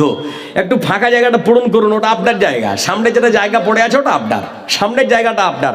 আমি তাড়াতাড়ি শেষ করে দেবো নাকি? 9:10 বেজে। এই যে ডিস্টার্ব হচ্ছে, আমাকে ভালো লাগে না, ডিস্টার্ব হলে সব শেষ। একটু কষ্ট করুন ভাই আমার, একটু উঠি, আল্লাহর রাস্তে একটু উঠি, কোরআনের ভালোবাসার জন্য একটু উঠি, জায়গাটা ছাড়ি। এই মাদ্রাসার ছেলেরা একটু চেপে আসো, তোমরা চেপে আসো, চেপে আসো, চেপে আসো, তোমরা একটু আসো, আসো আসো আসো। এরকম বারবার ডিস্টার্ব হলে বলতে হবে, আসো আসো, তাড়াতাড়ি করে আসো, একদম একদম চেপে যাও, এইদিকে এইদিকে চলে আসো, বসো। সত্যি কি সুন্দর পরিবেশ, কি সুন্দর পরিবেশ। আমার নিজেরটাই শুনে না, এগুলো তো পরে কি করে শুনবে? বললাম তো, শুনছে না তো, কেউ তো উঠছে না। মা খালা আমার যারা আছেন, আবার অনুরোধ করছি, একটু ফাঁকা জায়গাটা পূরণ করুন।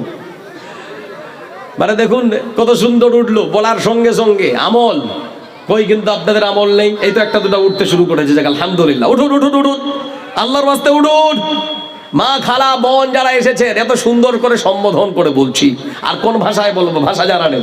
একটু উঠি, আল্লাহর রাস্তায় একটু উঠি, উঠুন। দেখেন অধিকার গুলো উঠছে, আপনারা কেন বসে আছেন এখনো? এই যে দেখেন ওরা উঠছে, এই এরা উঠছে, আপনারা কেন পিছনে বসে গো? এখনো বসছে গো, তাড়াতাড়ি করে উঠে। এরা উঠে গেছে দিক থেকে, আসুন সামনে চলে আসুন। সুন্দর পরিবেশ তৈরি করুন। আর মাত্র আমি আপনাদের সামনে কয়েক মিনিটের অতিথি। এবার আমি আপনাদেরকে বলতে চাচ্ছি, যারা আজিমটোলা, বিহারিটোলায় বা যারা আমরা পার্শ্ববর্তী এলাকা থেকে এসেছি, আমার বিশ্বাস কোরআনের ভালোবাসার টানে আপনারা ছুটে এসেছেন। আপনারা সেই সমস্ত খেটে খাওয়া দিনমজুরের ছেলে যারা মাদ্রাসায় পড়ে, তাদের দেখার জন্যে, তাদের মুখে হয়তো একটুখানি খাবার তুলে দেওয়ার জন্য আপনারাও আপনার পকেটে অর্থ সম্পদ নিয়ে এসেছেন, আমার বিশ্বাস। এজন্য আপনাদেরকে শেষাংশে বলতে যাচ্ছি, বান্দা আল্লাহ বলছেন যে দুনিয়া কিছুই না, এটা হচ্ছে খেল তামাশার জায়গা। এবার বান্দা কি বলে জানেন? বান্দা তখন বলে আল্লাহ সম্পদ আমার, মাল আমার, ধন আমার, সব কিছুই আমার। রাসূলের ভাষা কি জানেন? বলে পাগলা কথাকার, কি তোর কিচ্ছু তোর নয়, তোর কি জানিস? এবার আপনাদেরকে যদি বলি যে আপনাদের কি, তো আপনারা অবাক হয়ে যাবেন। বিশ্বনবী সাল্লাল্লাহু আলাইহি ওয়াসাল্লাম তিনি বলেন, আদম সন্তান শুনে নাও, তোমার যেটা সেটা হলো, যা তুমি খেয়ে পেটের মধ্যে ভরে নিয়েছ সকালবেলা, টয়লেটে রেখে এসেছো, সেটা হলো তোমার। আর যা পড়েছো, পড়ার পরে ছিঁড়ে ফেলেছো, সেটা হলো তোমার। আর পৃথিবীর বুকে যত সম্পদ, যত গাড়ি বাড়ি তুমি তৈরি করেছো, তোমার আর কিছু হতে পারে না। এজন্য বিশ্বনবী সাল্লাল্লাহু আলাইহি ওয়াসাল্লাম তিনি বলেন, يتبع الميت 3 فيرجع 2 ويبقى 1 يتبعه أهله وماله وعمله فيرجع 2 ويبقى 1। এই পৃথিবী ছাড়িয়া কোথায় যাবে ভাগিয়া, এই পৃথিবী ছাড়িয়া কোথায় যাবে ভাগিয়া, মরণ তোমায় লইবে ঘিরি যতই করো বাহানা, মরণ তোমায় লইবে ঘিরি যতই করো বাহানা, চিন্তা করে দেখো না কবরে কি যাইবা না। যেই কবরে আল্লাহ ছাড়া সঙ্গী কেহ থাকবে না, চিন্তা করে দেখো না কবরে কি যাইবা না। এই পৃথিবীর সবই পর, কবর যে তোর আসল ঘর। এই পৃথিবীর সবই পর, কবর যে তোর আসল ঘর। কেমনে থাকিবে সেথায় শুধুই মাটির বিছানা, কেমনে থাকিবে সেথায় শুধুই মাটির বিছানা, চিন্তা করে দেখো না কবরে কি যাইবা না, যেই কবরে আল্লাহ ছাড়া সঙ্গী কেহ থাকবে না, চিন্তা করে দেখো না কবরে কি যাইবা না। কবরে যাব না যাব না, কথা বলেন যাব না যাব না। এজন্য বন্ধু আমার বলতে চাই, আপনার বাড়িটাকে সুন্দর করে সাজিয়েছেন, কোথায় লাইট, কোথায় খাট, কোথায় আলমারি, কোথায় কি লাগলে আপনার বাড়িটা দেখতে সুন্দর লাগবে। এমনকি সকালবেলা যেখানে আপনি টয়লেট করেন সেটাও মার্বেল দিয়ে তৈরি করা হয়েছে, এরকম আছে না নেই? কথা বলেন আবার বন্ধুরা বুকে হাতটা দিয়ে আপনার নিজের মনকে প্রশ্ন করেন, মন রে বল, মরার পরে যে জায়গাটার নাম হলো কবর, সে কবরটাকে সুন্দর করে সাজানো হলো কি হলো না? আপনার বিবেক যদি প্রশ্নের উত্তর দিয়ে বলে না না না, কবরটাকে তো এখনো পর্যন্ত সুন্দর করে সাজানো হয়নি, তাহলে আজকের রাতটা আপনার জন্যে। আপনার বিবেক যদি বলে আপনার কবরটাকে সুন্দর করে সাজানো হয়নি, তাহলে আজকের রাতটা আপনার জন্যে। আল্লাহ আপনাকে অর্থ সম্পদ দিয়েছে, টাকা দিয়েছে, পয়সা দিয়েছে, ধন সম্পদ দিয়েছে। লক্ষ্য করে দেখুন বন্ধু আমার, ওই অর্থ সম্পদ দিয়ে যে কোনো মূল্যে আজকে সুযোগ এসেছে, আল্লাহর জান্নাতটা যে কোনো মূল্যে ক্রয় করতে হবে। আমাকে শেষ করতে দিন, আসছে তারপরে উনি নিলেন। একটু দাঁড়ান, লক্ষ্য করে দেখুন বন্ধু আমার, এজন্য বিশ্বনবী সাল্লাল্লাহু আলাইহি ওয়াসাল্লাম তিনি বলেছেন, আদম সন্তান, এবার হাদিসটার দিকে তাকান ভাই আমার, অবাক হবেন আপনারা। কিসের পেছনে ছুটছেন? কি টাকা, কি পয়সা, কার পেছনে, কোন অর্থ সম্পদের পেছনে ছুটছেন আপনারা? আচ্ছা আপনাদেরকে একটা প্রশ্ন করি, সংসারের সুখের জন্য কি টাকা পয়সা কখনো মাপকাঠি হতে পারে? যে টাকা বেশি যার তারা সুখে আছে, এরকম হয় নাকি? হ্যাঁ না বলে না? টাকা পয়সা বেশি হলেই কি মানুষ সুখী হয়? আমার কথা বুঝতে পারছেন না? টাকা পয়সা বেশি হলেই কি মানুষ সুখী হয়? একটা রিক্সাওয়ালা মাসে মানে দিনে 300 টাকা রোজগার করে, 300 টাকা রোজগার করে রিক্সাওয়ালা, সে ঢুকেছে একটা ওই মিষ্টির দোকানে, তো মিষ্টির দোকানে ঢুকে 20টা মিষ্টি 100 টাকার একেবারে গাপা কাপ করে বেড়ে দিয়েছে। আর একটা কোটিপতি একটা চেয়ারে বসে ফেল করে চেয়ে আছে, বেটা মিষ্টি খেতে পারছে না, সুগার 450। বুঝতে পারছেন কি বলছি? সুগার 450, বেটা খেতে পারছে না। তো টাকা পয়সা আপনাকে কখনো সুখী বানাতে পারে না। এই হাদিসটার দিকে আপনারা একটু লক্ষ্য করুন, তাহলে পরে আপনারা কার পেছনে ছুটছেন, কিসের মোহ আপনাকে মানে গ্রাস করে রয়েছে, আপনারা আমার দিকে তাকান, শেষ করে দেবো। তারপরে বিশ্বনবী, 2 মিনিট ভাই, আবার বিশ্বনবী সাল্লাল্লাহু আলাইহি ওয়াসাল্লাম তিনি সুন্দর করে বলেন, আদম সন্তান, যখন কোন মানুষের শরীর থেকে রূহখানা বেরিয়ে যায়, জীবনটা যখন বেরিয়ে যায়, সেই মানুষটাকে সাদা কাপড় পরিয়ে বাড়ি থেকে যখন কবর পর্যন্ত নিয়ে যাওয়া হয়, বাড়ি থেকে সেই মানুষটার সঙ্গে কবর পর্যন্ত 3খানা জিনিস যায়। কয়টা? জড়ে বলি কয়টা?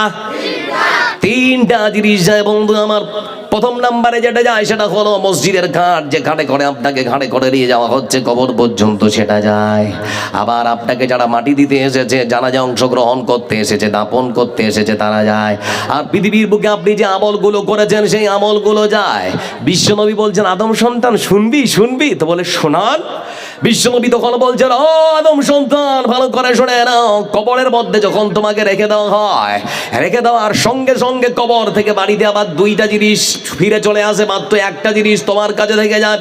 কি ফিরে আসে বন্ধু আমার? যে খাটে করে কবর পর্যন্ত আপনাকে নিয়ে যাওয়া হলো, সেই খাট নিয়ে চলে আসা হয়।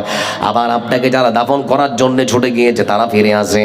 আমার বন্ধুরা, বাবা যদি মারা যায়, সন্তান কবরের পাশে কখনো দাঁড়িয়ে তাকে পাহারা দিতে পারে না, অসম্ভব, পাহারা কখনো দেবে না। ছোট ভাই মরে গেলে বড় ভাই পাহারা দেবে না, বড় ভাই মারা গেলে ছোট ভাই কখনো পাহারা দিতে পারে না। আমার বন্ধুরা, কোন জিনিসটা থাকবে? বিশ্বনবী সাল্লাল্লাহু আলাইহি ওয়াসাল্লাম তিনি বলেছেন, আদম সন্তান, কবরে শুধুমাত্র একটা জিনিস তোমার সঙ্গে যেটা থাকবে, সেটা হলো তোমার পৃথিবীর বুকে খারাপ কিংবা ভালো আমল। যা কিছু করেছেন সেই আমল ছাড়া আপনার সঙ্গে কিছুই থাকবে না। বিশ্বনবী সাল্লাল্লাহু আলাইহি ওয়াসাল্লামের হাদিসের পরিভাষায় তাহলে বোঝা গেল। এবার আরেকটা হাদিস শুনুন। কবর নিজের পরিচয় দিতে গিয়ে বলছে, শোন, আমার নাম কবর, আমার নাম কবর, আমি হচ্ছি একাকীর ঘর, আমি হচ্ছি অন্ধকার ঘর, আমি হচ্ছি কিড়ামাকড়ার ঘর, অন্ধকার ঘর, একাকীর ঘর, কিড়ামাকড়ার ঘর, আমার নাম কবর। আমার কাছে আসার আগে হিসাব করে আসবে। আমল যদি ভালো হয় তোমার সঙ্গে ব্যবহার আমার খুবই ভালো হবে, আর আমল যদি খারাপ হয় তাহলে পরে তোমার সঙ্গে ব্যবহার আমার খুবই খারাপ হবে। এজন্য কবর নিজের পরিচয় দিতে গিয়ে বলছেন, আমল ভালো কর। কিসের পেছনে ছুটছেন? টাকা? আমার বন্ধুরা, মরার সঙ্গে সঙ্গে তিনটে জিনিস আপনার কাছ থেকে শেষ। কি শেষ? আপনার পরিচয় শেষ, আপনার নাম শেষ, আপনার মালিকানা শেষ। মালিকানা শেষ, নাম শেষ, পরিচয় শেষ। মরার সঙ্গে সঙ্গে গ্রামের মানুষ কেউ বলবে না আব্দুল জব্বার কোথায়, আব্দুল সত্তার কোথায়, কেউ বলবে না। সবাই সেই দিন বলবে লাশটা কোথায়, লাশটা কোথায়। মরার সঙ্গে সঙ্গে পরিচয় শেষ, নাম শেষ, মালিকানা শেষ। যত অর্থ সম্পদের পাহাড় গড়েছিলেন, সবকিছুর মালিকানা ততক্ষণ আপনার সন্তান কিসের পেছনে ছুটছেন? আজকের রাতটা আপনার জন্য মাদ্রাসা নাজমুল হুদা শিমুলতলার উন্নতি গল্পে আজকের যে বিশাল বড় আয়োজন করা হয়েছে, অনেক ধন সম্পদ মানুষ আছেন, অর্থ সম্পদ থেকে আল্লাহ জান্নাতটা কেনার জন্য একটা পরিবেশ তৈরি করুন। আমি আশ্চর্য হই, অনেক জায়গায় ঘুরি, ব্যতিক্রম শিমুলতলা মাদ্রাসা বা ব্যতিক্রম এই নাজমুল হুদা বা পাশাপাশি গ্রামের মানুষেরা অনেক জায়গায় দেখেছি বড়লোক মানুষ কোনোদিন নামাজই পড়ে না, পশ্চিম দিকে আছাড় খায় না, মসজিদে ঢোকা তো অনেক দূরের কথা। কিন্তু এখানে দেখি ব্যতিক্রম, যে আপনাদের যে বিশাল বড় জামে মসজিদ, এই আজিমতলার বড় মসজিদে বেশিরভাগ ধনী ধনী মানুষেরাই প্রথম কাতারে থাকে। আশ্চর্য হয়ে যায়, মানে আল্লাহ আপনাদের ধন দিয়েছে, মনটাও দিয়েছে, সেজন্য আবার আরো একটা জিনিস দিয়েছে, আল্লাহর ঘর মসজিদের মধ্যে ঢোকারও একটা সুযোগ করে দিয়েছে। সবারই জন্য হয় না আমার বন্ধুরা। একটা মেয়ে ছিল তিনটা যাক, 1 মিনিট খালি আমি আপনাদের সামনে একটু খালি 10 সেকেন্ড ধরে থাকেন। এবার আপনাদেরকে বলতে যাচ্ছি, আজকে মাদ্রাসার উন্নতি গল্পে জালসা আল্লাহ আপনাদের অনেক ভালো রেখেছে। আজ থেকে 20 বছর আগে যা ছিলেন এখন অনেক ভালো। আপনাদের কাছে করজোড়ে নিবেদন করছি, মাদ্রাসার শিক্ষক তো, আপনাদের মাদ্রাসায় পড়াই তো, দেখতে দেখতে 8টা বছর কোন দিক থেকে চলে গেল বলতে পারবো না। অনেক কষ্ট করে দিনমজুর খেটে খাওয়া ওই লোকগুলোর বাচ্চাগুলো এসেছে, কারো মা নেই, বাবা নেই। আল্লাহ সাক্ষী, আল্লাহ বলছি, কত ছেলের নাকের পোটা পর্যন্ত পরিষ্কার করে দিতে হয়, দাদম মাছ মেজে দিতে হয়। এত ছেলে আছে, ছোট ছোট বাচ্চারা। ঠান্ডার সময় কাপড়টা পড়ে গেলে আপনার বাচ্চার শরীরের কাপড়টা একবার আপনি উঠিয়ে দেন, একবার আপনার স্ত্রী উঠিয়ে দেয়, কিন্তু সেই সমস্ত বাচ্চারা হু হু করে কাঁপে। উঠিয়ে দেওয়ার মতো আর কেউ থাকে না। হচ্ছে মাদ্রাসার জীবন। এজন্য ওই মাদ্রাসার বুকের বাচ্চার বুকের দিকে তাকিয়ে আমি আপনাদেরকে অনুরোধ করব, ওই বাচ্চাদের বুকে আজকে আপনারা হাসি ফোটা দিয়ে আপনার অর্থ সম্পদ থেকে একটু যদি সহযোগিতা করতে পারেন, আল্লাহর কাছে এতটুকুনি আমার বিশ্বাস আছে, আল্লাহ আপনার বাচ্চার মুখে হাসি ফোটাবে। এজন্য আল্লাহ অর্থ সম্পদ দিয়েছে। আজকে দেখতে চাচ্ছি সেরকম মানুষ আছে কারা, যারা আল্লাহর দ্বীনকে ভালোবাসে, যারা আল্লাহ রাসূলের মাদ্রাসাকে ভালোবাসে, যারা আল্লাহর কোরআনের ওই সমস্ত নিরীহ পাখিগুলোকে ভালোবাসে। এটা কার? আল্লাহুস সামাদ। এক মেয়ে উনি দিয়েছেন, আল্লাহর এক বান্দি, একটা আল্লাহর কোরআন এবং সঙ্গে একটা সুন্দর বিছানার চাদর। আল্লাহুম্মা সাল্লি আলাই, আল্লাহুম্মা বারিক আলাই। আল্লাহ তুমি কবুল করো। আচ্ছা, আল্লাহুস সামাদ। আমার তাজামুল ভাইয়ের আম্মা জান উনি একটা দিয়েছেন, এটা কি বলে, সুজনি নাকি? আচ্ছা, একটা কেথা দিয়েছেন। আল্লাহ, হ্যাঁ, সঙ্গে 500 টাকা। আলিল্লাহে তাকবীর, নারায়ে তাকবীর। আল্লাহ তুমি কবুল করো। আল্লাহুম্মা সাল্লি আলাই, আল্লাহুম্মা বারিক আলাই। সিরাজুল ভাই আমার কিছুক্ষণ আগে দিয়ে গেলেন 30,000, তার সন্তান দিলেন 5,000, 35,000। সেরকম কি কেউ নেই? উদারতা দেখাতে পারেন। আল্লাহর ঘরে ছেলে 2,500 টাকা আল্লাহুস সামাদ। আচ্ছা আচ্ছা, মায়ের নামে বাবার নাম আছেন কি উনি এখানে? আছেন আছেন আছেন। কই আপনি? আচ্ছা, আমাদের ওই যে কথা বাড়ি ও ঝুনঝুনি, তো আর 500 টাকা দিয়ে 3,000 হয়ে যেতে আছে। দেখো থাকলে দেখো, 2,500 3,000 বলবো তাহলে চট করে বল। 3,000 নাকি? জায়গায় 500 টাকা লিখেলেন। 3,000 টাকা। কি নাম ভাই? আর জামির উদ্দিন ভাই, আমার 3,000 টাকা। এটা আপনার কাছে নিব দিয়ার, এতগুলো আল্লাহ জমি দিয়েছে, আর 1,000 টাকা নিব? 1 মন কম বেশি করেন, 1 মন কম। এদিকে লেখেন মাসামশাই, 1,000 টাকা আর 1 মন গম ওনার কাছ থেকে এসেছে। আল্লাহ তুমি কবুল করো। আল্লাহুম্মা সাল্লি আলাই, আল্লাহুম্মা বারিক আলাই। কি নাম? আর 500 টাকা দিতে হয় বড় ভাই, ওটা 1 মন করে দেন, 40 কিলো করে দেন। ওদিকে লিখে দেন যান, 500 টাকা আর সঙ্গে 1 মন ভুট্টা।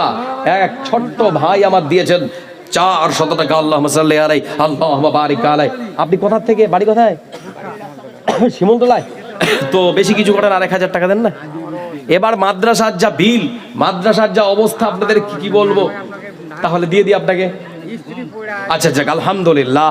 উনি বলছেন যে 1,000 টাকা। আল্লাহুম্মা সাল্লি আলাই, আল্লাহুম্মা বারিক আলাই। আজিমটোলার মুসলিম শেখ, যা মুসলিম শেখ, মুসলিম হাজী সাহেব আছেন এখানে? 2,000 টাকা আছেন? হাজী সাহেব কই? হাজী সাহেব আপনি তো 2,000 হাজী সাহেব যখন তখন দেয়, তো 2,000 হাজী সাহেব আর 3,000 করে এক হাত করেন না হাজী সাহেব? 3,000 টাকা। আচ্ছা আচ্ছা, ঠিক আছে। 2000 টাকা আল্লাহ তুমি কবুল করো আল্লাহুম্মা সাল্লি আলা আল্লাহুম্মা বারিক আলাইহি নারে তাকবীর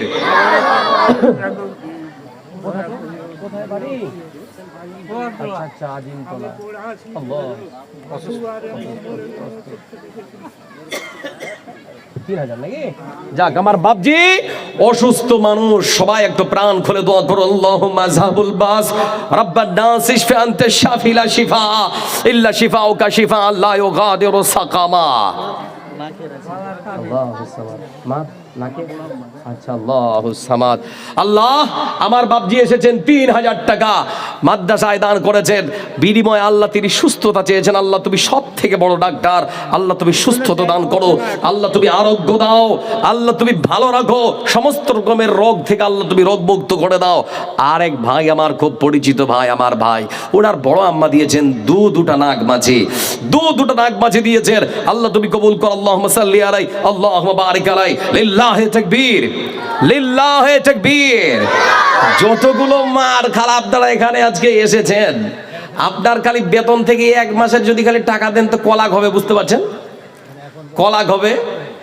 আপনাদের বেতন ছিল 500 বেড়ে 1000 আল্লাহ চাইলে 1500 হতে পারে এর জন্য সবাই মনস্থির করুন একটু ইচ্ছা করুন মনটা তৈরি করুন যে এক মাসের টাকা আল্লাহ দিনের জন্য দেবো 11 মাস আমরা দেবো 11 মাস আপনারা দিন একটা মাস খালি দিন অনুরোধ করলাম আর মা খালা যারা এখানে আছেন ওয়াল্লাযীনা ইয়াকনিদুনা আদ-দাহাবা ওয়াল ফিদ্দা ওয়া লা ইউনফিকুনাহা ফি সাবিলিল্লাহ ফাবাশশিরহুম বিআযাবিন আলীম পুরুষেরা সোনা ব্যবহার করতে পারে না নারীরা কত সুযোগ পেয়েছে সোনা ব্যবহার করার নাকে পড়ে কানে পড়ে হাতে পড়ে কত জায়গায় তারা ব্যবহার করে আল্লাহ বলছেন হে রাসূল আপনি বলে দিন ওই সমস্ত মানুষদেরকে যারা সোনা চাঁদির হক আদায় করে না সোনা চাঁদি গচ্ছিত করে বাড়িতে রেখে দেয় সোনা চাঁদির হক আদায় করে না তাদের জন্য জাহান্নামের সুসংবাদ দুঃসংবাদ নয় সুসংবাদ বলা হচ্ছে তার মানে কথাটাকে এক প্রকার শক্ত করা মা বোন আমার যারা এসেছেন আজকে ওই এতিম বাচ্চাটার জন্য মাদ্রাসায় পড়ে তার হয়তো একটা মাসের খাবারের জন্য আপনার একটা নাকের নাগমাছি দিতে পারেন না আপনার হাতের একটা বালা খুলে দিতে পারেন না কোনো মা নেই একটা হয়তো চুড়ি খুলে দিলেন একটা কানের দুল খুলে দিলেন সেরকম মা অনেক আছেন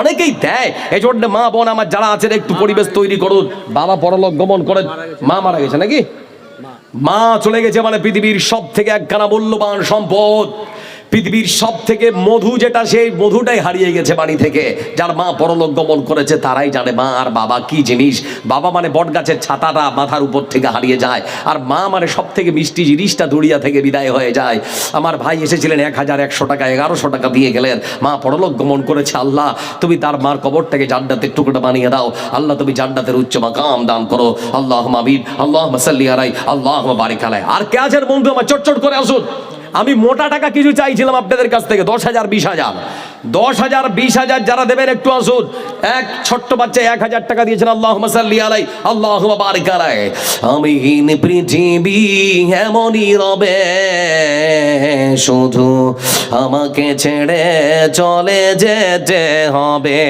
ফোনটা ধরেন আজিমতলা থেকে ফোন করছে আমিহীন পৃথিবী এমনই রবে শুধু আমাকে ছেড়ে চলে যেতে হবে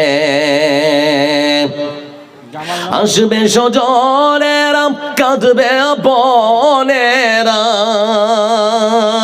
আসবে সজনেরা কাঁদবে আপনেরা দুটো দিন পরে আবার ভুলে যাবে চলে যাবে কত টাকা দিয়ে জামলা ভাই আছেন তো লাইনে নাকি আল্লাহ আসসালামু আলাইকুম হ্যাঁ বলেন জামাল ভাই আচ্ছা তো আমার নাম্বারটা কোথা থেকে পেলেন আগে বলেন হ্যাঁ তো এবার আমি একটা অনুরোধ করি জামাল ভাই 10,000 টাকার কলম হয়ে গেছে 3টা আর একটা হলে 4টা হবে আপনি হ্যাঁ 5,000ই হবে বেশি হবে না আচ্ছা জামাল ভাইয়ের কাছে একটা অনুরোধ ওইটাই একদম দাড়ি কমা সেমিকলন ফুল স্টপ সব নাকি আর 1,000 করেন 1,000 6,000 জামাল ভাই 6,000 7,000 6,000 লয় 7,000 6 আচ্ছা 6,000 করেন জামাল ভাইয়ের 6,000 লিল্লাহি তাকবীর নারে তাকবীর কে দিল মামুনি এটা তোমার আম্মা এখানে আছে আচ্ছা 2,000 টাকা ছোট্ট একটা মামুনি এসেছেন আজিমটল থেকে আজিমটলা এ টোলা আছে মানে আজিমটলাই হবে হ্যাঁ, জামাল হোসেন আজিমতলা থেকে 6,000 টাকা। একটু ফোনটা লাগালে জিজ্ঞেস করতে হবে। একটা সঙ্গে বিছানি ছোট্ট মামুড়ি আমার নিয়ে এসেছেন, আল্লাহ তুমি কবুল করো। আল্লাহুম্মা সাল্লি আলাই, আল্লাহুম্মা বারিক আলাই। এই লাইটটা কে মারছে ওখান থেকে, লাল লাইটটা? এই বাবু, ওই বন্ধ করো। আর কে আছেন আসুন তাড়াতাড়ি করে। 5,000 10,000 এর কলম যারা দেবেন। বন্ধু, কত টাকা কোথায় চলে যায় গো, চোখ বন্ধ হলেই সব শেষ। আপনার বাড়িতে বিহাই সাহেব আসলে 2,000 4,000 টাকা এমনিতেই চলে যায়। মাথার খালি একটা নাট যদি আল্লাহ ঢিল করে দেয়, সারাদিন রাস্তায় বকতে শুরু করবেন, কেউ কথার মূল্যায়ন করবে না। আসুন পরিবেশ তৈরি করুন, 2,000 5,000 7,000 10,000 করে। আমিহীন পৃথিবী এমনই রবে, শুধু আমাকে ছেড়ে চলে যেতে হবে। শেষ করে দিই। ঘরওয়ালি চলে ঘরওয়ালি ভুলে যাবে স্বামীর কথা, সাজাবে নতুন সংসার।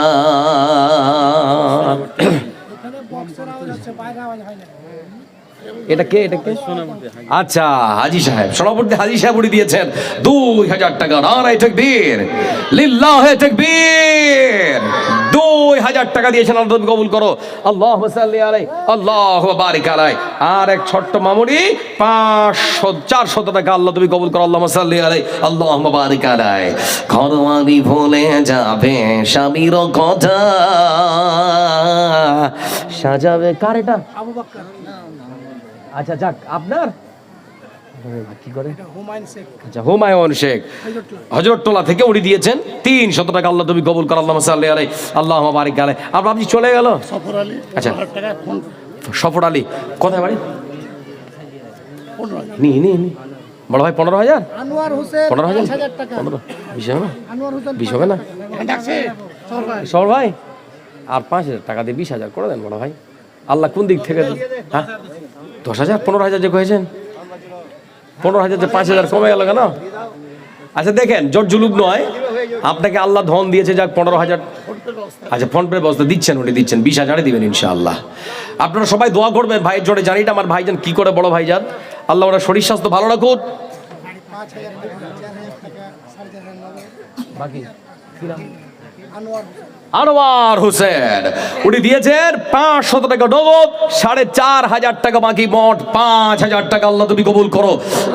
17,000। আল্লাহু সামাদ। সাফার ভাই আমার যা কথা রেখেছেন, 20,000 না হলো 17,000 টাকা উনি দিয়েছেন। নারায়ে তাকবীর, লিল্লাহে তাকবীর। একেবারে টোটাল নগদ, ফোন পেতে টোটালটাই নগদে দিয়ে দিয়েছেন। আর 20,000। আল্লাহু সামাদ, লিল্লাহে তাকবীর। একটু জোরে জোরে নারায়ে তাকবীর। যাক, এতক্ষণ পর্যন্ত আপনারা ওদিন আগ্রহ নিয়ে কোরআন সম্পর্কিত আলোচনা শুনছিলেন। আপনাদের এখানে আশাকে বসাকে শোনাকে আল্লাহ দিনের জন্য কবুল করুক। আমাদের আজকের এই মাহফিল আমাদের জন্য যেন জান্নাতের জারিয়া হয়ে যায়। যেত আপনারা যারা এতক্ষণ পর্যন্ত দান করলেন, আল্লাহ আপনাদের শরীর স্বাস্থ্য ভালো রাখুন। যে যে উদ্দেশ্যে দান করেছেন, আল্লাহ আপনাদের সকলের উদ্দেশ্যকে পূরণ করুন। আমার পরে আরেকজন ভাই বসে আছেন, ওনাকে বসিয়ে রাখাটা খুব খারাপ লাগছে। এজন্য আমি আপনাদের পরিচিত মানুষ আছি, থাকবো ইনশাআল্লাহ। যখনই ডাকবেন তখনই পাবেন। শেষ করে দিচ্ছি, ভালো থাকুন, সুস্থ থাকুন। আল্লাহ আপনাদের সকলকে ভালো রাখুন, সুস্থ রাখুন। এরপরে আপনাদের কাছে আসছেন ঝাড়খণ্ড থেকে আগত আমার প্রাণ প্রিয় ভাই মাজমাউল হক সালাফি সাহেব। উনি আসুন, আপনাদের কাছে আসবেন, আপনাদের কাছে কোরআন এবং হাদিস থেকে মূল্যবান কিছু কথা শোনাবেন।